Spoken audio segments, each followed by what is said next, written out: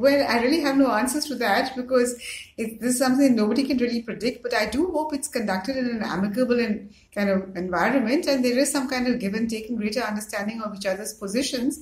Because this kind of fracas really does nobody any good, particularly the economy. So I do hope it's conducted, as I said, in an amicable environment, and we don't have this kind of very rigid positions being taken by either side.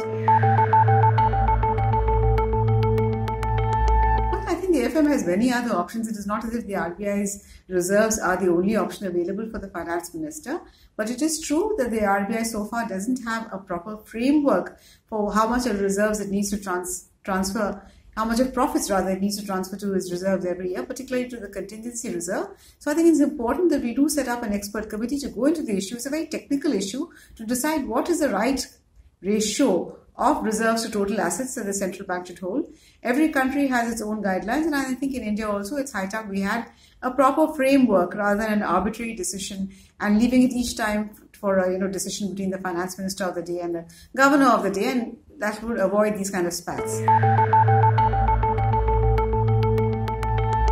Well, yes, friction between the central government and the Reserve Bank of India are not new. It's not unusual. In fact, even in India or abroad, you do see these kind of frictions precisely because the time frame for the elected government is usually till the next election, whereas the central bank has a much larger time frame. What is different this time is that the differences were aired in public and aired in a not very polite fashion by the deputy governor. So the intemperate language and the kind of veiled threats that he held against the government, those were certainly uncalled for and very unusual. So I think it would be good in future.